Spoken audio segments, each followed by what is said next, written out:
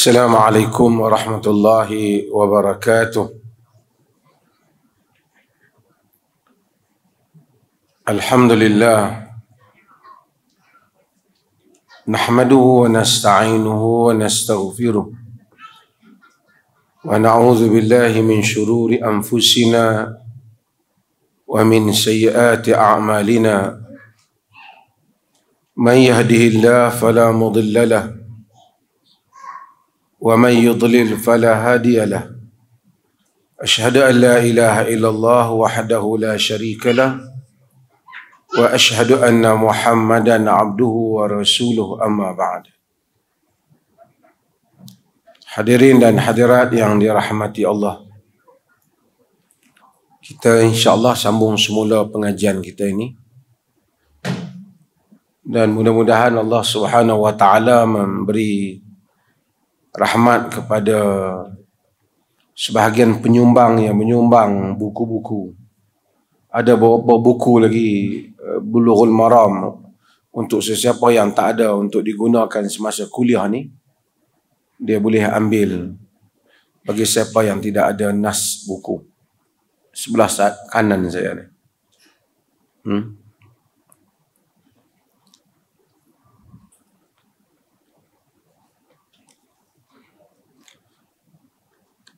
Wa 'anil Mughirah bin Syu'bah radhiyallahu anna Rasulullah sallallahu alaihi wasallam qala idza shakka ahadukum faqama fi rak'atain fastatamma qa'ima falyamdi wal yasjud sajdatain wa illam yastatimma qa'ima falyajlis wala sahwa alaih. Rawahu Abu Dawud wa Ibnu Majah wa Daruqutni wal lafdhu lahu bi sanadin dha'if. Kata Al-Hafidh Ibn Hajar, hadis ini diriwayatkan oleh Abu Dawud, diriwayatkan oleh Ibnu Majah, diriwayatkan oleh Ad-Daruqutni, wal lafzu lahu, yakni lafaz hadis ini ialah lafaz Daruqutni, bi sanadin dhaif, dengan sanad yang dhaif. Yakni sanad hadis ini di sisi Al-Imam Ibn Hajar Al-Asqalani dhaif, dan kita akan cerita kenapa beliau mendhaifkan hadis ini.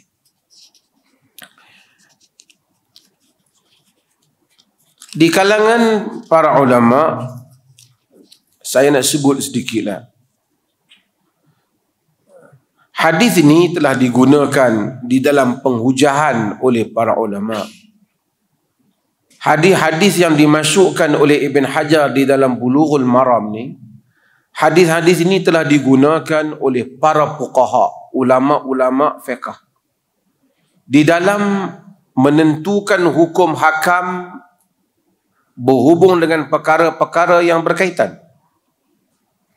Sebahagian hadis-hadis itu dhaif di sisi para ulama hadis dan penilai, walaupun mungkin dianggap sahih ataupun dianggap kuat di sisi orang lain. Tetapi hujah agama dibina atas hujah, dibina di atas alasan, dibina atas alasan. Nanti saya akan sebut makna hadis ni, nanti kita akan bincang. Tapi saya nak beritahu kenapa dia dhaif tapi disebut juga oleh Al-Hafidh Ibn Hajar. Kerana dia nak bagi tahu ini salah satu dalil hujah dalam bab ini, berhubung dengan sujud sahwi.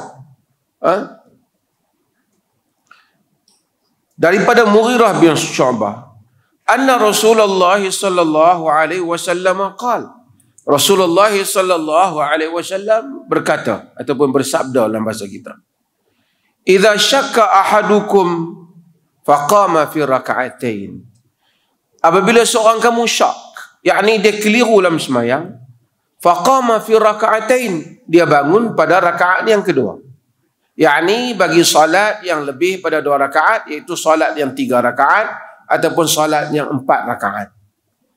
Sepatutnya bagi solat ni dia duduk pada rakaat yang kedua, duduk untuk tasyahud. Orang Melayu kata duduk untuk tahiyat. Jadi tapi dia bangun fastatamma qa'ima, dia bangun sehingga sempurna berdiri dia. Berdiri kemah elok dah. Falyamdi, dalam hadis ni kata. Maka dia teruskan. Yakni teruslah, tak apalah, tak payah duk patah balik dah. Wal yasjud sajdatain, dan hendaklah dia sujud 2 kali. Sujud yang kita bahas ni iaitu sujud sahwi. Wa illam yastatimma qa'ima, jika dia tak berdiri betul-betul lagi, tak berdiri betul-betul, baru nak bangkit, separuh bangkit, baru duk bongkok ataupun baru naik skrat, dia tak habis lagi, falyajlis, hendaklah dia duduk. Wala sahwa alai, tidak ada tidak ada sujud sahwi untuk dia. Ini hadis Al-Mughirah bin Syu'bah. Dan Mughirah bin Syu'bah dulu ni kita telah ceritakan tentang Mughirah bin Syu'bah.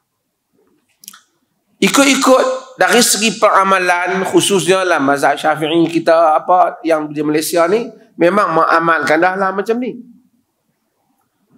Cuma para ulama membahaskan sejauh mana perkara ini sabit di sisi hadis Nabi SAW. Apa yang menjadi isu pada hadis ini? Dari segi makna hadis ni yang awal, kalau dah bangun, dah terus dah bangun, teruslah solat, tak payah duduk balik. Yang tu, makna tu ada dalam hadis yang kita baca, iaitu hadis Ibnu Buhainah yang kita baca dulu. Hadis yang awal, yang Nabi SAW salat, kemudian Nabi tak baca tasyahud awal, para sahabat duk tengok, duk tunggu, kemudian selepas selesai Nabi duk tunggu salam, sampai Nabi bagi bangun terus, lepas tunggu Nabi salam, Nabi tak bagi salam, tapi Nabi sujud 2 kali. Ingat tak? Hadis yang awal kita baca. Nabi sujud, walam yajlis faqama an-nasu ma'ahu, Nabi tak duduk, orang ramai pun berdiri bersama Nabi, hatta idza qada as-salata, apabila Nabi dah selesai salat, wantadhara an-nasu taslimahu, orang ramai tunggu Nabi nak bagi salam, kabbar wa huwa jalisun, Nabi bertakbir sedangkan Nabi masih duduk, wa sajada sajdatain, Nabi sujud 2 kali sujud. Qabla an yusallima, sebelum Nabi memberi salam. Summa salam, kemudian Nabi memberi salam.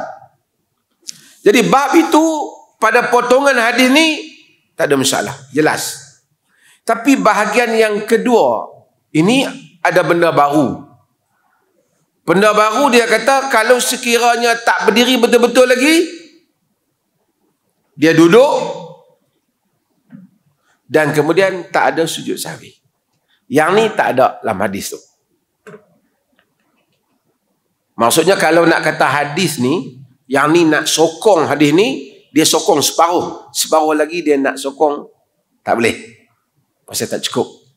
Tak ada, konten tu tak ada. Tapi hadis dinilai sahih dia pertama berdasarkan kepada sanad hadis.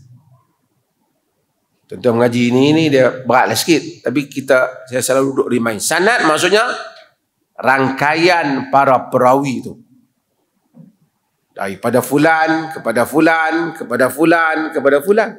Darqutni tak jumpa Nabi. Dia jumpa tok guru dia. Tok guru dia ambil pada tok guru dia. Tok guru dia ambil tok guru dia. Ambil tok guru dia. Sehingga sampai kepada Mughirah. Sehingga sampai kepada Al-Mughirah bin Syu'bah tu sahabat Nabi. Sehingga sampai pada Nabi. Abu Daud juga demikian. Dia tak jumpa Nabi, dia ambil daripada guru dia ambil daripada guru dia, sambung menyambung sehingga sampai kepada tabi'in, sampai kepada Mughirah, sampai kepada Nabi. Yang demikian jugalah Ibnu Majah dan selainnya. Jadi nak hukum hadis bukan soal ada sanad, tapi sanad tu sahih ataupun tidak.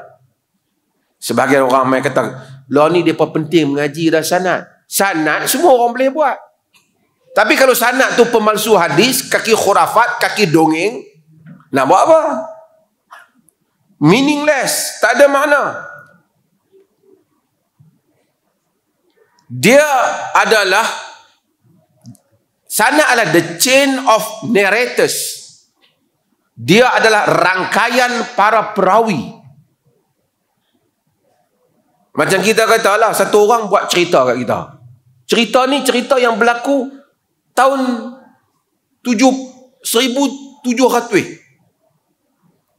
Dia kata dulu, ataupun dia kata, dia sebut sekian-sekian berlaku. Kita kata, hang tahu mana? Aku ni aku dengar. Ayah aku lah cerita. Kita kena tanya, ayah hang dengar siapa? Pasal dia ayah hang tak hidup zaman tu, ayah kau tak hidup zaman itu. Dia dengar pada siapa? Dia kena dengar daripada orang yang sebelum dia.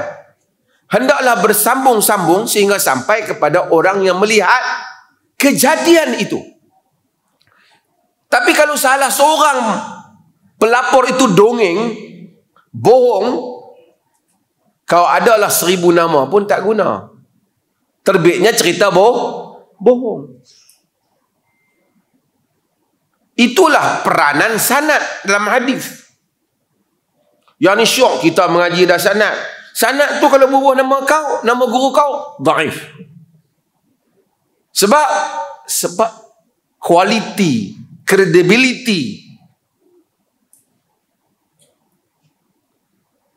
tidak reliable, tidak thiqah, tidak trusted, tidak dipercayai. Itu dah thiqah. Okey. Jadi dia kena kaji para perawi. Perawi yang dia kaji itu dia nak pastikan memang dia jumpa. Ayah kau dengar daripada siapa? Ayahku dengar pada orang zaman tahun 1700 itulah. Hang cakap bila elok, ayah hang hidup 400 tahun.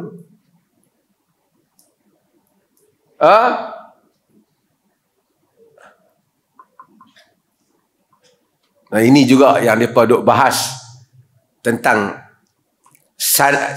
nasab Habib di Indonesia. Orang pada ikut pada zaman yang mereka klaim tu, muhajir tu, sehingga zaman ni orang lain semua kalaupun kahwin kata umur 16 ke 12, 13, mau duk ada 50 generasi dah. Depa baru 38. Siapa dia? Mai kok mana umur tu? Adakah umur 50 baru kahwin semua orang yang dikatakan Habib-Habib ni? Itu cara orang nak kaji sanad. Sikitlah saya nak sentuh. Apa isu dalam hadis ni? Isu dalam hadis ni ada satu orang rawi. Nama rawi ni ialah Jabir bin Yazid Al-Ju'fi. Fulan kepada fulan pada fulan ni, daripada imam-imam ni ambil ni, dia mesti akan lalu satu orang rawi. Nama rawi ni Jabir bin Yazid Al-Ju'fi. Jabir bin Yazid Al-Ju'fi ni tak boleh dipercayai sebab kerana dia dianggap matruk, yakni mempunyai rekod tidak bercakap benar. Satu lagi dia Rafidhi, dia satu Syiah yang keras dan mempercayai raja'ah, mempercayai akan bangkit balik Sayyidina Ali untuk mensalibkan Abu Bakar, Umar dan seumpamanya. Dalam rawi, tomahan terhadap dia, terhadap Jabir ini. Okey. Saya nak bagi tuan-tuan faham. Bagi payah sikit mengaji tak apa.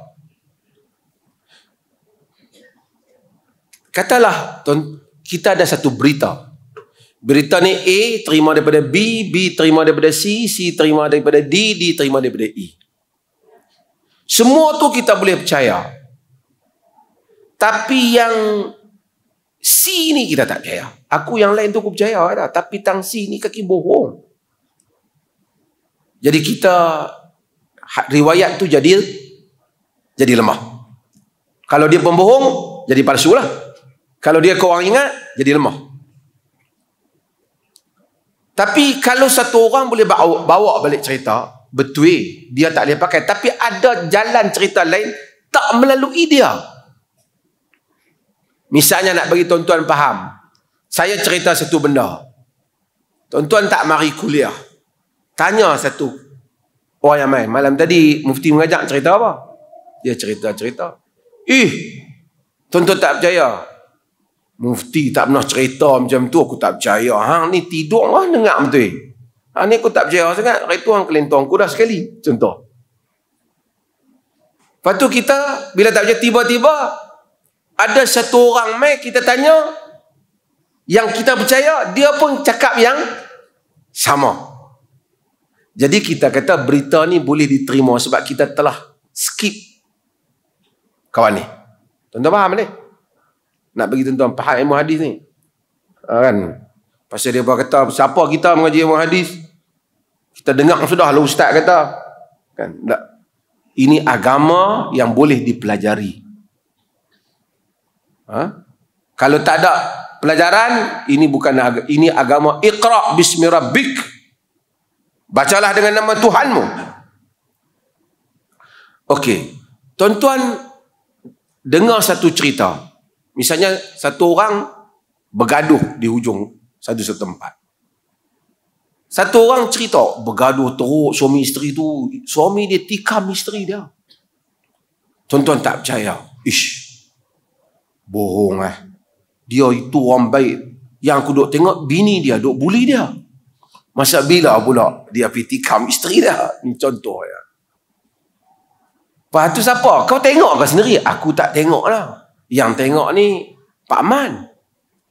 Pak Man tengok. Pak Man tengok. Tanya Pak Man dia tengok. Pak Man pun tak tengok. Dia kata. Pak Mansur tu yang ada masa tu dia habaq kat Pak Man. Contohlah nama. Saya bagi nama. Pak Mansur ni Pak Mansur. Pak Mansur aku tak percaya. Aku kenal betul orang tua ni. Dia bak gebang bagus. Dia tengok wrestling boleh lah. Bang kali tengok wrestling banyak sangat dia macam tu misalnya. Dia tak percaya. Lepas tu mai satu orang lain cerita. Sama cerita tu. Hang pun memang suami dia tikam. Cerita tak hang dengar mana? Hang tengok tak? Aku tak tengok.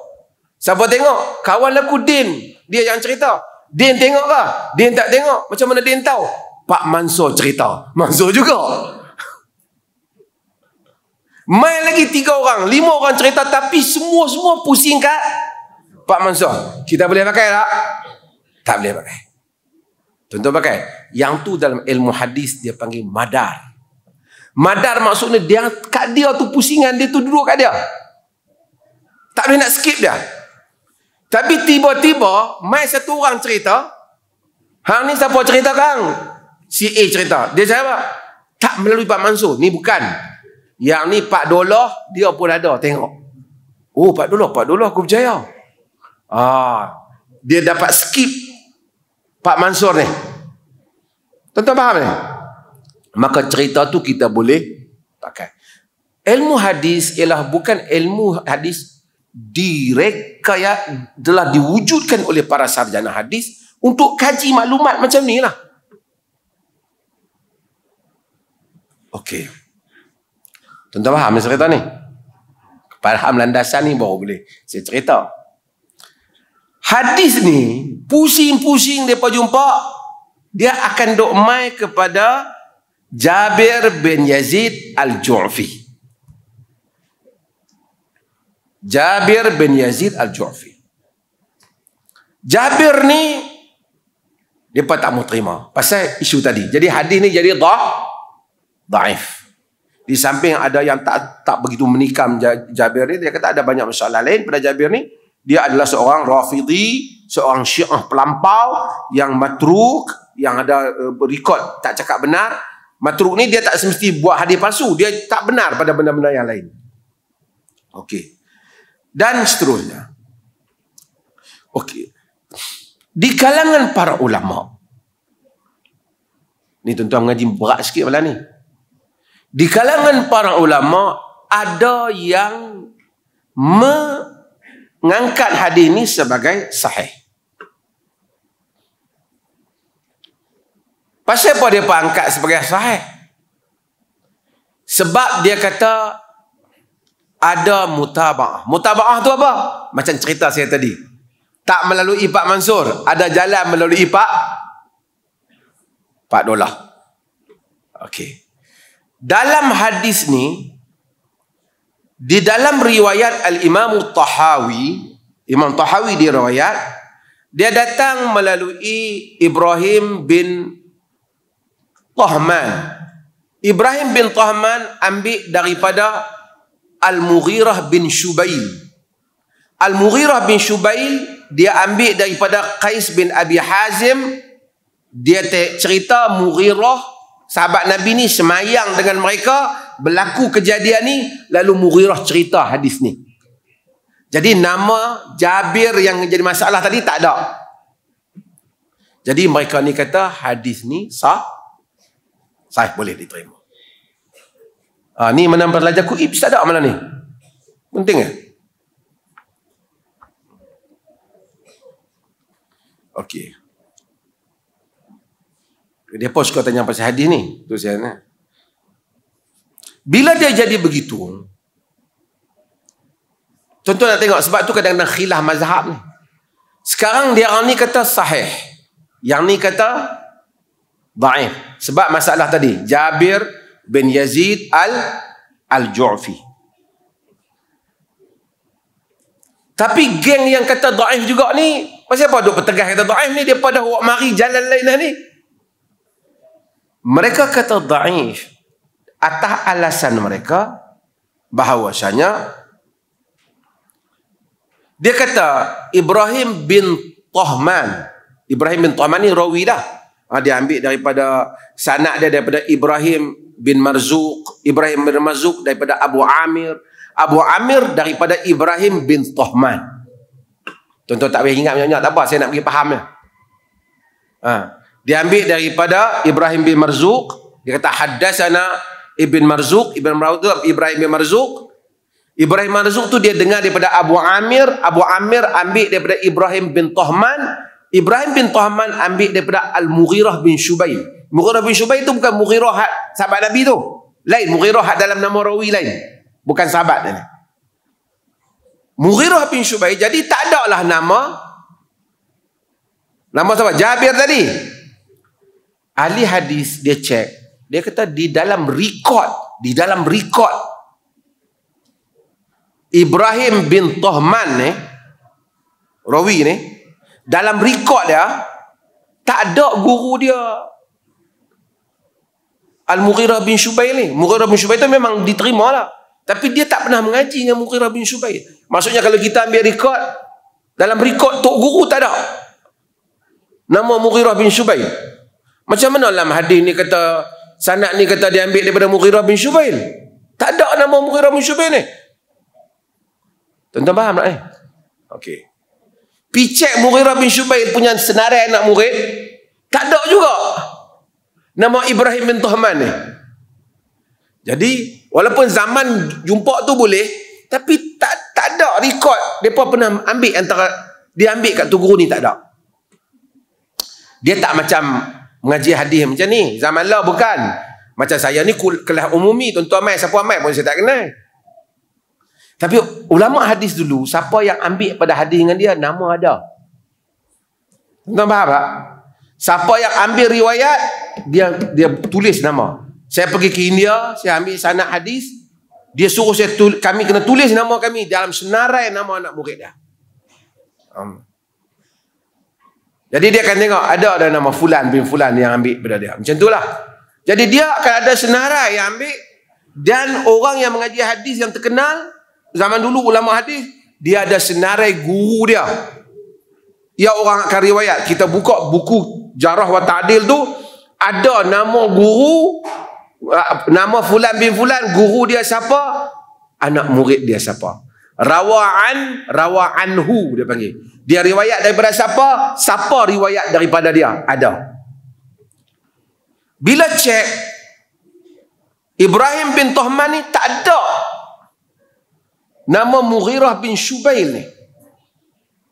Jadi dia orang kata sebenarnya ada satu nama lagi tengah tu yang terjatuh. Nama tu siapa? Jabir tu lah. Bila cek di dalam senarai nama, Jabir tu memang guru Ibrahim bin Tuhman tu. Dia macam tadris ataupun dia macam dia telah terjatuh, nama tu telah terjatuh daripada rawi ini ataupun daripada sebutan di dalam kitab yang dicetak. Jadi kesimpulan mereka tetap mendhaifkan hadis tersebut. Okey. Jadi ada dua, satu pihak kata dhaif, satu kata benda ni benda ijtihad. Kalau tanya saya sangat, setakat yang saya baca, saya tengok majoriti para ulama termasuk Ibn Hajar dan seumpamanya mendhaifkan hadis ni. Albani dia kata sahih. Sebab tu kita kata bukan semua tasahih Albani itu kita setuju. Dia kata sahih. Orang lain kata no. Dia kena check betul-betul. Dia kena check betul-betul. Okey. Hasilnya apa? Hasilnya perbincangan dalam hadis ni, yang bab kalau dah berdiri tegak tak boleh duduk dah, okey. Pun begitu ulama khilaf pendapat. Ada yang kata kalau berdiri tegak belum baca Fatihah lagi boleh turun. Kalau kata dan baca Fatihah tak boleh. Tetapi pada hadis ni kita nampak zahirnya dah berdiri lurus memang tak boleh turun. Okey, kalau belum berdiri lurus, mafhumnya boleh turun lah. Jadi kalau belum berdiri terus, sama ada banyak belah nak berdiri ke, banyak belah nak duduk ke, boleh duduk. Cuma bila duduk timbul satu persoalan. Berarti telah berlaku pergerakan yang lebih tu pun tak? Berlaku tak? Berlaku. Apa pergerakan yang lebih tu? Dia nak berdiri walaupun tak habis, tapi dia sepatutnya bangkit duduk, tapi dia dah nak berdiri, betul tak? Pergerakan yang lebih tu nak kena sujud sahwi ke tak? Okey. Kalau kita terima hadis ni sebagai hadis yang sabit, hadis ni kata tak kena sujud sahwi. Dan itulah juga banyak pendapat di kalangan para ulama. Dia kata tak kena sujud sahwi. Kan? Kalau kita terima hadis ni tak sabit, kena sujud sahwi. Sepertilah mazhab Hanbali dan juga Hanafi, sujud sahwi pasal dia dah bergerak. Dia dah naik. Jadi kena sujud sahwi walaupun belum berdiri, walaupun dia duduk balik untuk baca tasyahud. Hadis tadi tak mau. Hadis tadi dhaif. Alasan ada riwayat Anas dan seumpamanya yang mana menunjukkan para ulama salaf kalau mereka bergerak mereka sujud sahwi. Cuma di dalam mazhab Hanafi dia buat lain sikit. Ni kita tahu mazhab banyak tak apa, dia kata penin lah tahu mazhab banyak. Oh, kacau. Ikan ayak banyak tak apa, ayat sikit yang penin.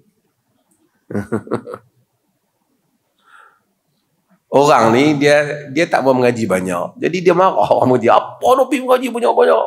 Kita bukan boleh tarjih apa? Yang tarjih tu pun ulama. Yang hampa ikut tu pun bila hampa telah ikut mazhab satu qaul dalam mazhab Syafi'i umpamanya, hampa tarjih lah tu qaul banyak.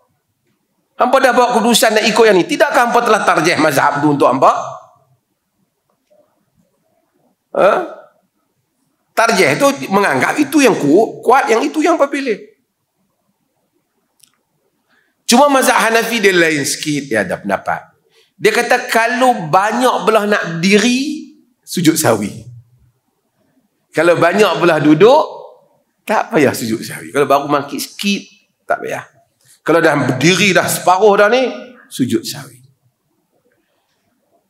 Mana-mana pun dalam hal ini, yang confirmnya, kalau berdiri dah, sujud sahwi. Kalau belum berdiri, berlaku khilaf di kalangan ulama. Jika dia sujud tidak menjadi amalan. Sebahagian di kalangan salaf, jika dia tak wujud pun tidak menjadi satu perkara yang besar, not big deal di dalam masalah ni. Ini adalah pembahasan dalam hadis.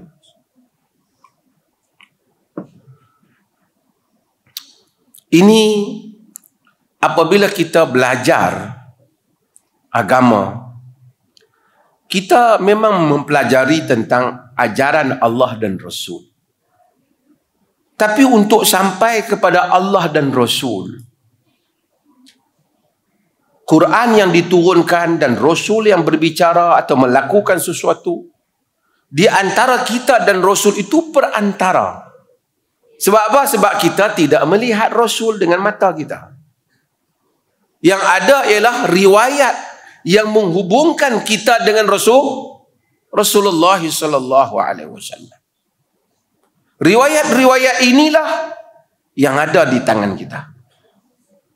Dan riwayat-riwayat itu setelah kita dengar, kita nak kena faham apa yang riwayat itu mau. Di situ datang para ulama untuk kita kaji pendapat-pendapat mereka. Dan Allah Subhanahu wa taala telah jadikan agama ni bukan seorang yang ulama. Banyak ulama. Setengah orang bila dia tak apa faham, dia kata, hampa yang tak ikut pendapat imam ni, hampa alim pada imam tu ke? Kita, itulah saya kata, hang yang tak ikut, bila hang ikut yang ni, hang tak ikut yang satu imam buat yang lain, hang lebih alim dari yang lain tu ke? Dia bukan soal kita mendakwa lebih alim tu pun tak.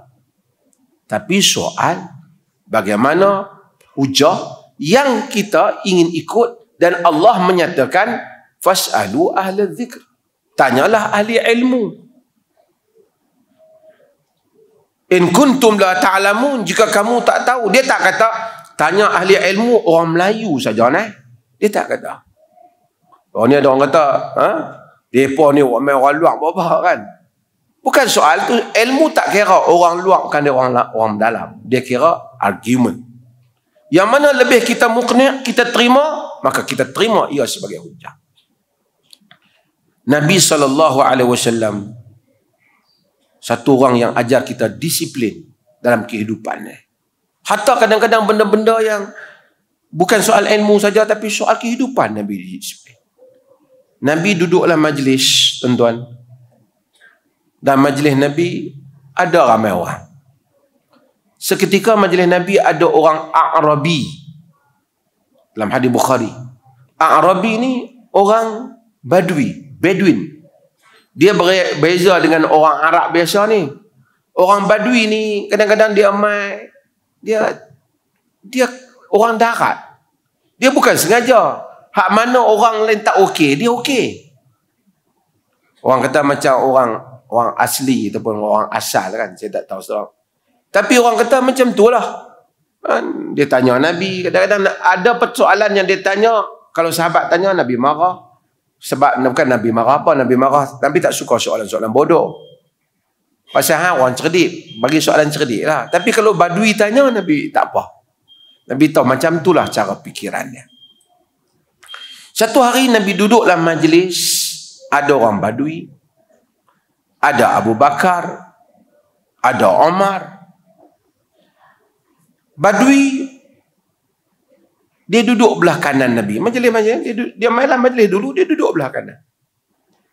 Abu Bakar dia duduk belah kiri dalam majlis. Nabi SAW dibagi riwayat Anas, Nabi minum susu. Dia kata susu yang Nabi minum tu pun telah shiba labanuha bil ma. Telah bercampurlah susu Nabi itu dengan air. Nabi minum susu tu. Lepas Nabi SAW minum, Nabi bila minum separuh, Nabi nak bagi kat orang lain pula. Dalam majlis Nabi tadi ada siapa? Ada Badui, ada Abu Bakar dan ada sahabat-sahabat yang lain. Omar pun ada. Omar duk tengok Nabi nak bagi giliran. Omar kata, ya Rasulullah, i'ti Abu Bakar. Rasulullah bagi kat Abu Bakar dululah. Pasal dari segi senioriti, dari segi sahabat, daripada segi kedudukan. Siapa dulu? Abu Bakar. Tapi Nabi tengok pada dua-dua itu, Nabi kata, al-aymana fal-ayman. Kanan dulu. Nabi kata kanan dulu. Jadi siapa dapat dulu? Badui dapat dulu. Kata Anas, yang demikian itulah sunnah.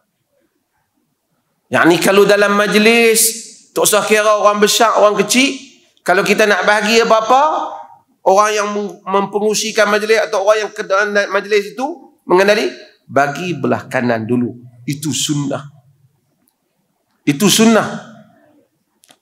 Sehingga di dalam hadis yang lain, apabila Nabi SAW duduk dalam majlis, Nabi minum, di sebelah kanan Nabi ada ghulam, ada budak, dan di sebelah kiri yasaru asyakh, di sebelah kiri Nabi ada tokoh-tokoh besar, ada orang besar. Nabi tengok budak, Nabi minum, Nabi kata, Ata'zanuli an u'tiya haula. Bolehkah Nabi kata kat budak tu, dia duduk kanan, aku bagi kat mereka dulu. Masa tengok orang tua-tua dulu. Allah Ta'ala, tak boleh Rasulullah. Wallahi la uthiru binasibi minka ahadan. Aku tak akan mengutamakan sesiapa pun untuk bahagian yang akan aku dapat daripada engkau, wahai Rasulullah. Siapa pun. Yang ni bahagian daripada Rasulullah. Aku tak mau share. Aku tak mau utamakan orang lain. Aku utamakan diri aku. Pasal dia nak minum bahagian Nabi. Orang lain tengok, Nabi bagi kat budak tu. Nabi orang ikut disiplin. Hatta Nabi minta izin. Nampak minta izin kat budak tu. Budak tu tenang. Ata'zanuli an u'tiya haula. Boleh aku bagi kat mereka, kan Nabi kata? Dia kata, ya. Tak boleh Rasulullah. Yang ni aku tak mau share dengan siapa-siapa. Maksud yang ni aku tak bagi siapa. Aku minum dulu. Ya. Lepas tu, dia orang minum lah. Bukan Rasulullah. Tentu tengok. Soal protokol, soal apa. Itu kehidupan manusia. Tapi Nabi SAW ajar kita sunnah. Disiplin Nabi. Sebab tu kita lah majlis apa-apa pun, kalau tak membabitkan soal-soal yang memaya, orang di sebelah kanan didahulukan. Siapa duduk sebelah kanan tak kira lah. Yang duduk tu budak ke, yang duduk tu orang apa ke. Sunnah kata Anas sebelah kanan. Sebab tu kalau dalam majlis, orang duduk belah kanan lah. Kan? Taklah semesti berat sebelah macam tu, tapi duduk belah kanan. Tapi saya nak cerita, agama dia ikut formula. Agama dia ikut peraturan. Walaupun kadang-kadang ada orang yang lebih utama, tetapi dalam bab-bab yang demikian itu ada adab kesompanan. Dia ajar Rasulullah. Oh, masuk waktu azan tu. Sekejap lagi saya sambung.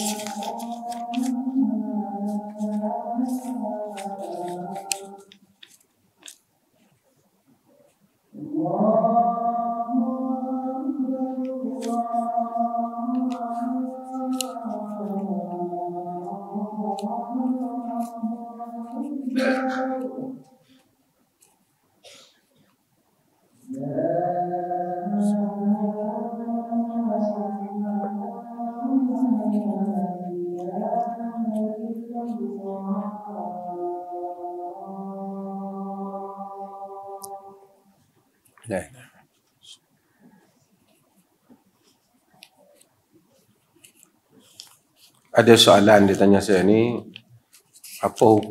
bolehkah kita ada sejadah yang bisajad al-mulawwan wal mulawwan lah kot, mutanawwi'ah tu tak apa.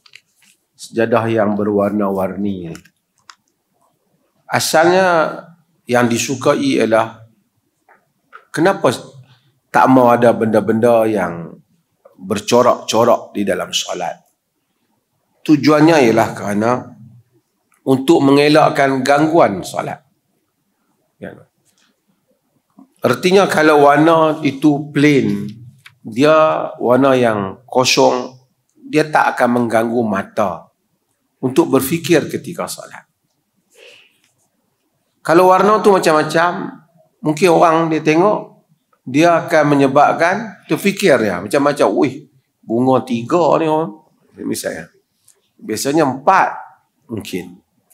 Maka dengan itu dimakruhkan oleh para fuqaha dengan dalil-dalil tentang berbagai peristiwa yang berlaku, yang Nabi sebut, yang mengganggu Nabi, yang berakar gambar di rumah Nabi, yang Nabi suruh Aisyah turunkan dan seumpamanya, menjadikan bahawasanya mereka suruh elak hal-hal ini. Namun kalau benda tu dah very common, wallahu alam, kalau kita masuk pun tak ada fikir dah benda ni, memang tak ganggu dah fikiran kita. Memang kita tak ada lah duk terfikir warna ke apa, memang yang tu kita duk tengok. Zaman dulu mungkin warna-warni yang berbagai ni agak jarang. Ada tapi tak sebanyak kita. Zaman ni dah jadi common. menyebabkan putih dengan cerah saja, dengan ada warna, jadi sama saja. Tidak lagi menimbulkan apa-apa gangguan. Wallahu ta'ala alam, maka ia mungkin hukuman illah makruh itu telah dapat ditinggalkan. Tapi kalau kita ni memang jenis tak boleh, tengok kapek saja, tu dia duk fikir, patut bunga ni kena angkat sikit ni, putih mau banyak sikit. Sampai kesudah semayang dia duk macam tu saja, maka dia letaklah warna yang lain di hadapan dia. Ataupun Al-Imam Ibn Qayyim dan selainnya membahaskan tentang solat Nabi. Baginda Nabi solat tak pernah menutup mata. Baginda tak pejam mata semayang solat. Tetapi mereka bahas, buka mata adalah sunnah. Dalam masa yang sama, khusyuk merupakan sunnah yang lebih besar daripada khusyuk. Sunnah buka mata. Dan khusyuk ada gesaan di dalam salat. Alladzina hum fi salatihim khashi'un. Khusyuk dalam salat. Kalaulah kerana buka mata menghilangkan khusyuk dan tutup mata mendatangkan khusyuk, maka ketika itu mendatangkan khusyuk lebih utama daripada sunnah buka mata. Maka dia boleh untuk memejamkan mata. Kerana apabila bertembung hal. Tapi kalau dia buka mata pun tak ganggu khusyuk dia, maka dia buka mata seperti mana Nabi SAW di dalam solat.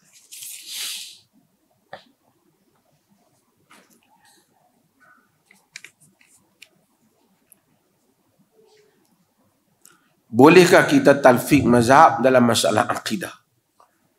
Masalah fiqh ialah masalah hujjah. Hujjah fiqh.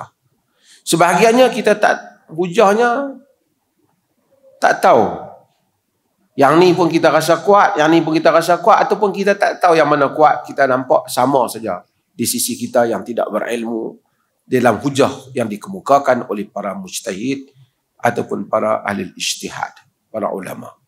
Jadi kita ikut berdasarkan apa yang kita faham. Kita ikut mazhab Syafi'i. Dalam mazhab Syafi'i itu ada qaul Nawawi, qaul ni. Kita ikut mana-mana. Sebagaimana tujuan kita untuk mengikut agama, bukan untuk mempermain-mainkan agama. Kita boleh ikut. Tapi dalam akidah, akidah kita tidak taklid. Akidah kepercayaan. Macam boleh kita mempercayai apa yang kita tak percaya? Mesti kita kena faham, baru kita percaya. Jadi macam mana kita nak ikut-ikut main-main? Kita mesti kena tahu bab apa yang kita percaya. Kalau para ulama sebut satu perkara, umpamanya Mu'tazilah, Quran makhluk umpamanya, adakah kita nak beli tarfik dengan dia? Kerana ini dia bukan masalah mazhab Syafi'i Hanbali, ini mazhab-mazhab fiqh. Ini mazhab-mazhab akidah. Apa perkara ghaib, kaedahnya apa? Kita tak nampak. Bila kita tak nampak, rujukannya apa? Kitab dan sunnah. Kita tak boleh nak ijtihad. Malaikat ada berapa, aku ijtihad banyak ni. Aku pula nak ijtihad syurga ni ada berapa, tak apa ada banyak ni, aku nak ijtihad macam ni. Tak boleh. Fiqh kita amalan, kita tengok kesimpulan pada amalan yang kita nak buat. Ini perkara yang kita tak tahu.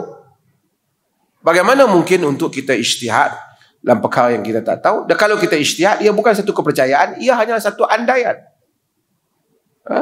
Maka dengan itu, di dalam akidah, hendaklah kita faham apa yang kita ikut, apa yang kita percaya.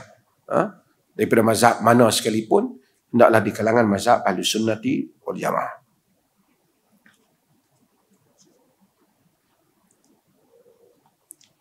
Bagaimana untuk mendapatkan kemuliaan?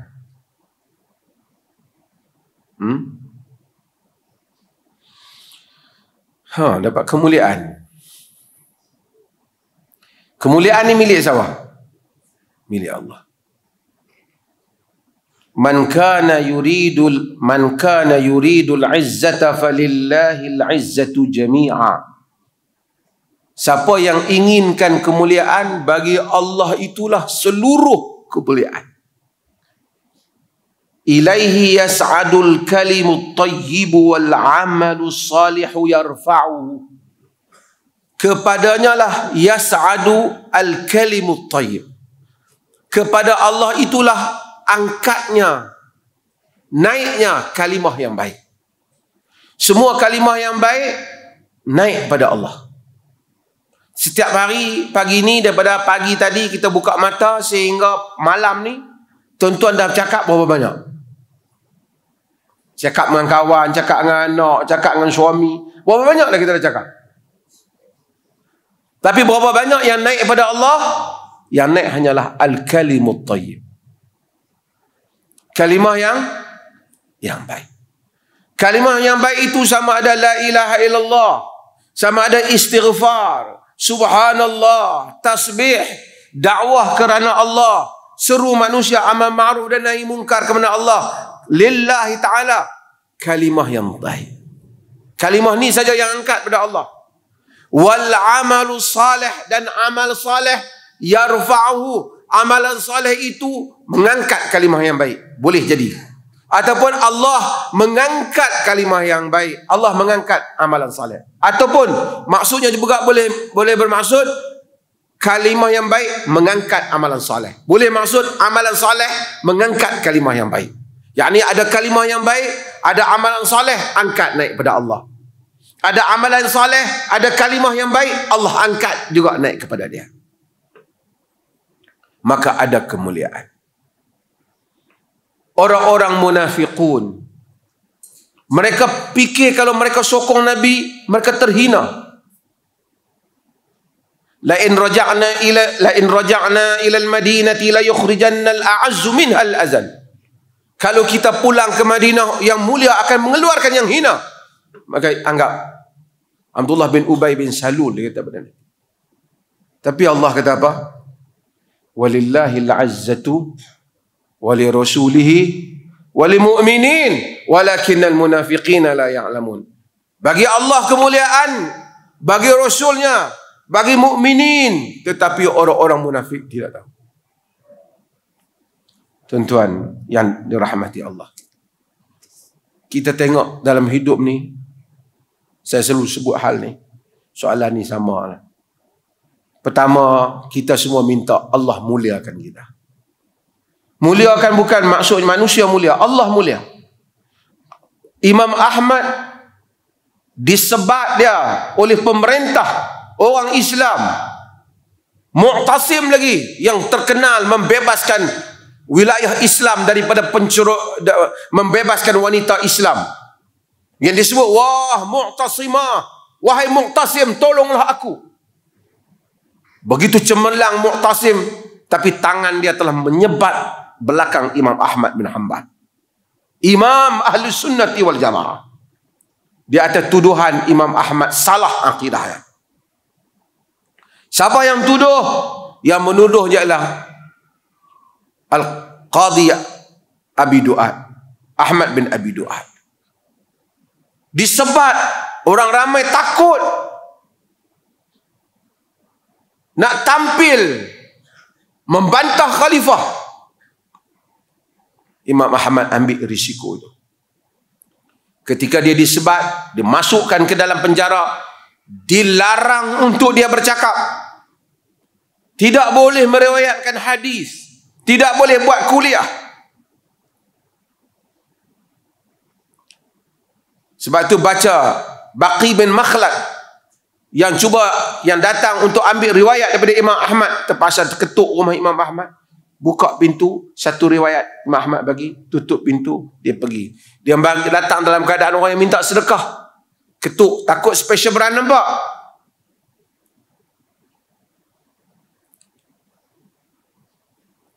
Imam Ahmad kata kepada Baqi bin Makhlad, orang sepertimu, dia kata, aku datang jauh daripada Andalus, Afrika, lebih jauh daripada Afrika.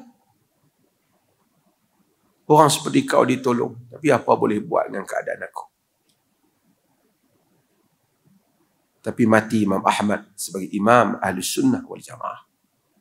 Orang menyebut dengan kemuliaan, walaupun dia tidak ada kedudukan pada zaman itu. Ahmad bin Abi Du'ad orang tidak kenal. Orang hanya kenal sejarah dia, menghasut pemerintah, menghukum Imam Ahmad bin Hanbal. Allah memuliakan siapa yang dikehendaki. Nabi kata, alidhu biyadal jalali wal ikram. Kamu sentiasalah mengulangi, senantiasa melazimi ya zal jalali wal ikram. Sebutan ya zal jalali wal ikram. Wahai yang memiliki kemuliaan, wahai yang memiliki yang kemuliaan dan yang memuliakan. Nabi suruh banyakkan, alidhu biyadal jalali wal ikram, ya zal jalali wal ikram. Allah akan muliakan. Ya dzal jalali wal ikram. Banyakkan sebutan ya dzal jalali wal ikram. Allah muliakan. Dalam hidup ni kita lihat. Tonton tengok. Putaran. Macam-macam orang dalam negara kita ke luar negara. Manusia jatuh dan bangun. Orang-orang yang mencari kedudukan supaya dia dimuliakan dan diingati oleh manusia, kebanyakan telah dilupakan oleh manusia. Sama ada apabila dia turun daripada jawatannya ataupun dia mati, walaupun semasa hidupnya dia mungkin berapa banyak nyawa. Dalam sejarah manusia, manusia yang telah membunuh orang berapa banyak nyawa supaya dia dipuja. Berapa banyak harta dia belanjakan supaya dia disanjung. Bila dia mati, dah tak dikenang lagi. Imam Ahmad tidak mau mengambil walaupun satu sen dari khalifah. Tapi dia dikenang Imam Ahmad, Imam Ahlus Sunnah wal Jamaah. Disebat oleh khalifah. Abu Hanifah disebat. Imam Malik tercabut baunya kerana disebat oleh khalifah. Itu yang sebab dia itu bukan sembarangan. Itu keturunan Bani Abbas, keturunan Abdullah bin Abbas, Al-Abbas bin Abdul Muttalib, keturunan daripada pak saudara Nabi sallallahu alaihi wasallam. Kata Imam Malik, aku malu nanti jumpa dengan Allah. Jumpa Rasulullah, terpaksa aku beri beritahu sesungguhnya ada keturunanmu telah memukul aku.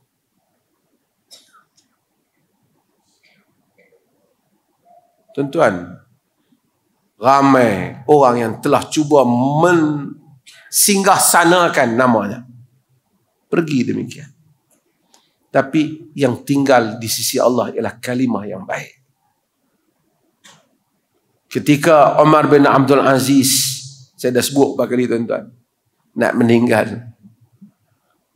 orang sedih tengok anak-anak khalifah yang lain. Setiap kali khalifah meninggal, meninggalkan harta yang banyak. Umar bin Abdul Aziz dia khalifah apabila meninggal oleh kerana banyak sangat berjuang, banyak sangat berusaha sampai tak sempat nak kumpul harta untuk diri sendiri. Orang tanya apa yang dia tinggalkan untuk zuriatnya? Kata dia, in kanu salihin wallahu yatawalla salihin. Jika mereka orang saleh, Allah menguruskan orang saleh. Kita minta supaya kita sentiasa istighfar, minta ampun ke Allah. Hidup ni letih. Kalau sesiapa yang berjuang untuk menggembirakan orang lain, mengambil hati orang lain, dia akan keletihan sehingga ke penghujung hayat. Pulang kepada Allah. Akhirat kelak Allah suruh dia pergi cari orang-orang yang ingin dia dapatkan redha mereka. Sesiapa yang membulatkan redha hatinya, jiwanya untuk mendapat redha Allah Jalla wa'ala, tak payah banyak untuk pergi cari satu tempat dia, redha Allah. Yang lain daripada itu Allah akan uruskan urusan kita. Sama ada kita percaya ataupun kita tidak percaya. Kadang-kadang saya tengok kan, dalam hidup ni banyak kali saya kata tuan-tuan, kita pun minta jauh lah. Tak payahlah kita ni nak please orang banyak sangat. Kita buat je apa yang kita yakin kita ada jawapan di sisi Allah. Letih masa, letih duit, letih usaha. Berapa ramai orang yang berusaha nak dapatkan likes di Facebook tu, macam-macam dia buat. Yang beli pun, beli supaya dia dapat followers banyak tu, sebagian tu dia beli berapa ribu. Oh, tengok tu dia follow, pasal nak bagi orang tahu dia followers banyak. Tak apalah, teknik zaman gini kan. Lepas itu kalau buat satu status orang suka, oh dia pun happy. Main minggu depan status dia, hak bak lain pula orang marah, dia pun susah hati pula. Hidup dunia. Tapi kalau hari-hari kita bangun, inna salati wa nusuki wa mahyaya wa mamati lillahi rabbil alamin. Kita perbetul dengan Allah Ta'ala, kemudian kita perbetulkan hubungan sesama manusia ni supaya selaras dengan apa yang Allah mahu. Kalau kita dapat berbuat hal itu, mudah-mudahan Allah menyelamatkan kita di dunia dan di akhirat. Semoga Allah rahmat kita. Zaman orang tuan-tuan hidup pada zaman ni, saya nak sebut sikit lah. Maibs bagi RM3. Masjid duk bagi dah. Masjid Alwi RM4 ke? Masjid Alwi RM4. Budak-budak sehari RM5. Di Perlis ni ada RM5 dari dulu lagi. Sebagai galakan, Nabi SAW ada bagi hadiah kepada orang yang pandai berdoa. Nabi bagi hadiah. Ada dalam sunnah. Jadi Maib tengok masjid bagilah RM300,000 untuk setiap masjid bagi, supaya bagi pelajar budak-budak ni yang bawah daripada sekolah, yang sekolah rendah ni datang masjid solat subuh. Ramai solat subuh budak-budak. Mudah-mudahan lama-lama lekatlah dia. Bukan senang nak sembahyang subuh ni. Saya jumpa sebagian budak-budak kerak mari tanya, main apa? Main sendiri. Ayah kami tak main. Ayah tak main. Dia main. Kira ayah dia lebih kuat, kecil lagi boleh main. Tak tahulah, mungkin ayah dia kerja malam ke apa, saya tak tahulah kan. Tapi kira setakat hak dia duk main tu, ayah dia tak main lagi lah kan. Maksudnya mudah-mudahan orang patut melihat the beauty of benda tu. Benda tu termasuk dalam satu didikan, education. Hak setengah orang yang hasad ni dia tengok-tengok, tu tak bid'ah pula. Dia sampai bab-bab agama, bab tu pun dia tak faham. Bid'ah bab apa? Ia kaitan dengan kifiat ibadah. Yang ni soal galakkan nak bagi orang main masjid. Nabi ada buat. Nabi ada dalam sunnah Nabi. Bagi kepada orang yang pandai berdoa. Nabi dengar. Nabi bagi hadiah. Itu satu galakkan. Tambah budak-budak. Dia tak faham. Dia tak nampak benda tu. Tengok. Boleh buat bid'ah boleh. Orang nak buat tak boleh. Kalau nak bid'ah sangat, pindah unta lah. Macam tu tuan-tuan akan dengar. Dulu mereka kafirkan orang yang kata kalau siapa nak buat hudud, pergi balik zaman batu dululah. Zaman Nabi ya. Dia kata kafir. Pasal hina hukum. Perkataan bid'ah dalam hadis lebih banyak lagi daripada perkataan tentang potong tangan. Bahkan Nabi bila berkhutbah, wa kullu bid'atin dhalalah, Nabi masukkan dalam khutbah Nabi. Dia main-main. Mungkin dia tak setuju dengan tarif tu. Ya apa yang bid'ah, apa yang tak bid'ah. Tapi dia mempersendakan hasrat orang yang tak mau buat benda yang Nabi tak buat. Let's say lah, ada orang yang tak mau buat benda yang Nabi tak buat. Dan ada orang yang dia buat benda yang Nabi tak buat atas alasan mungkin boleh. Cuma saya nak tanya, kalau orang tu tak buat yang Nabi tak buat, atas alasan dia anggap tak boleh, kerana dia nak follow Nabi sebiji, dia selamat ke tak? Selamat ke tak? Dia sebiji macam dengan Nabi, takkan tak selamat? Betul tak? Okey, ada orang yang dia buat yang Nabi tak buat. Dia kata mungkin boleh. Okey, kalau mungkin boleh, dia selamat. Tapi kalau mungkin tak boleh, pasal dia ada kemungkinan, mungkin boleh dan mungkin tak boleh. Tapi kalau ikut version Nabi saja, tentu dah boleh. Patutnya dia ada hasrat macam orang kata, aku ni tak mau pergi, aku nak sembahyang jemaah. Hang ni kalau nak sembahyang jemaah sangat, untuk cari makan, pergi sembahyang jemaah je lah. Kita boleh kata kat orang macam tu? Kerana hasrat dia nak solat jemaah. Tak boleh kita kata, tak apalah nak sembahyang jemaah, tak apa, berjengah jalan, boleh sembahyang lagi. Itu betul lah jawapan. Tapi bila kita mempersendakan hasratnya untuk takarrub kepada Allah, kita telah mempersendakan hasrat orang mendekatkan diri kepada Allah. Kata, saya tak mau pergi tuan-tuan majlis tu.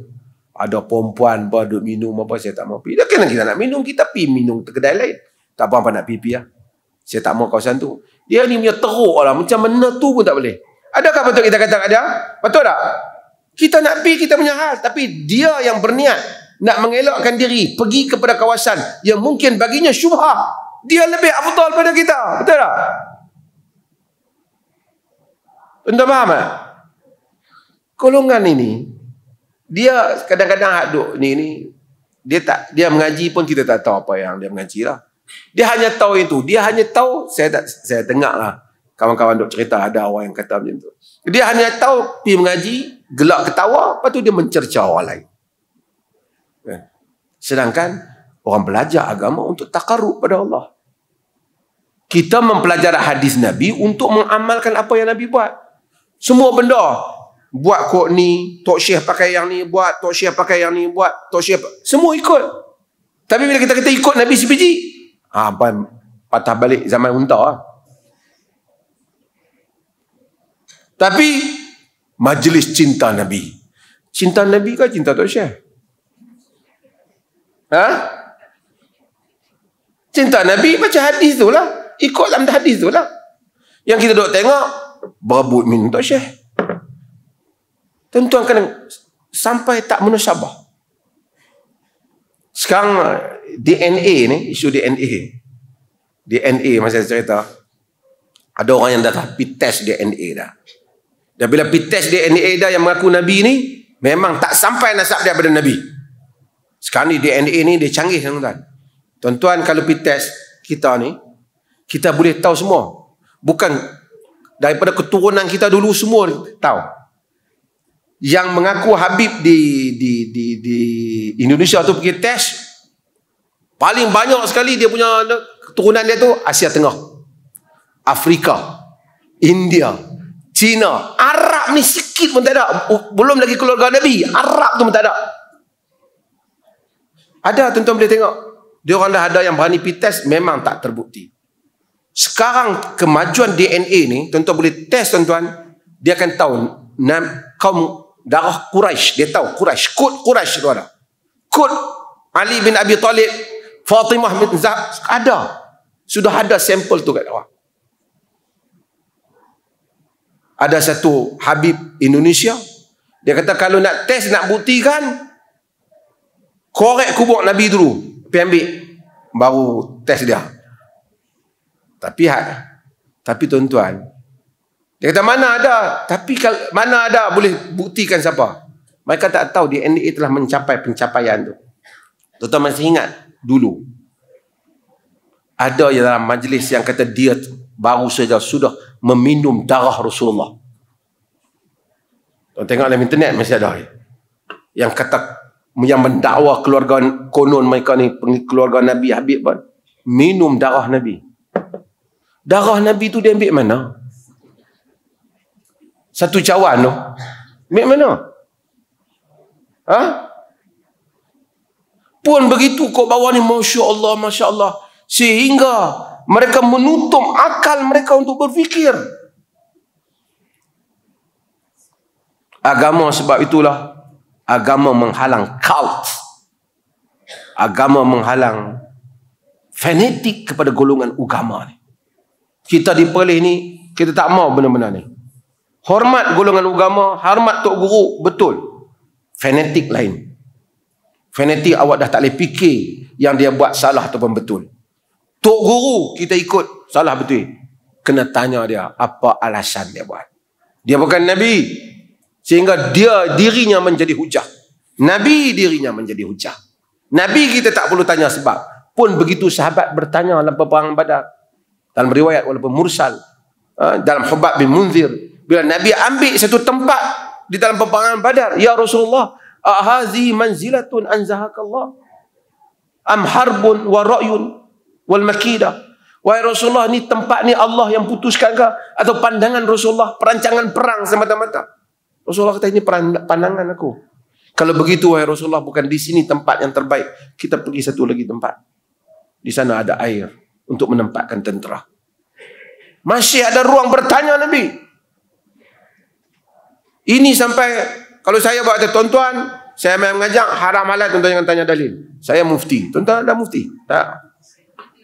Boleh saya buat agama macam tu? Allah datangkan agama untuk kita berfikir, supaya kita pandai, supaya kita bijak. Sebab tu orang yang gila tak ada taklif. Sebab akal. Sehingga kita beriman dengan penuh yakin kepada la ilaha illallah dan Muhammadur Rasulullah.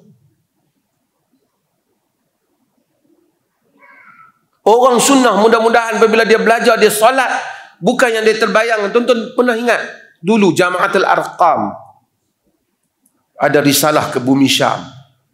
Bila nak solat takbir, ingat wajah Abuya. Dan sekarang ingat wajah Habib, ingat wajah Syekh. Kalau kita kata ni tak betul, hang Wahabi. Tapi alhamdulillah, kita sentiasa kata bila nak takbir ke apa, cuba ingat bagaimana Rasulullah takbir. Kerana sallu kama raaitumuni usalli. Semayang macam mana kamu tengok aku salat.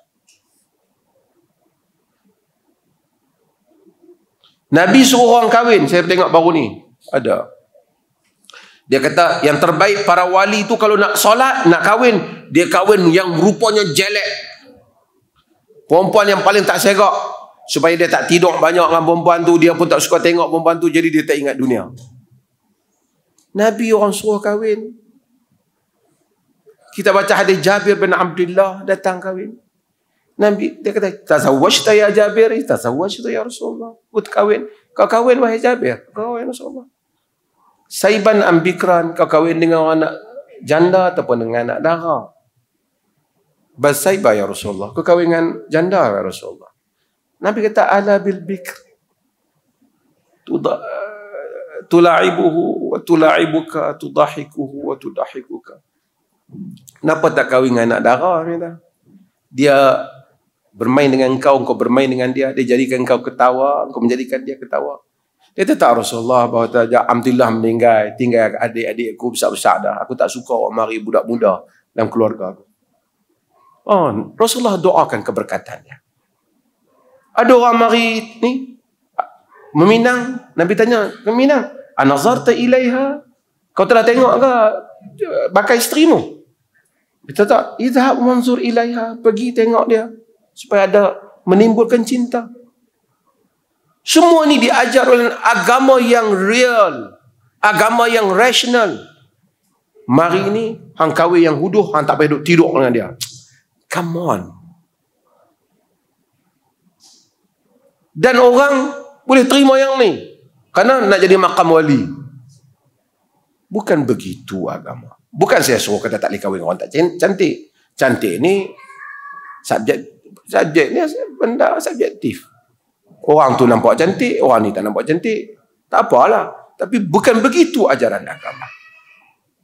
Dan mudah-mudahan Allah rahmati kita. Sebab tu semoga kita diberi bimbingan pada agama yang benar. Ihdinas siratal mustaqim. Sebab tu bila kita solat, sentiasa bila mai ayat tu, kita sebut betul-betul ya. Amin. Kita memang minta supaya Allah tunjukkan kita jalan yang lurus insya-Allah. Wassallallahu ala nabiyina Muhammad walhamdulillah.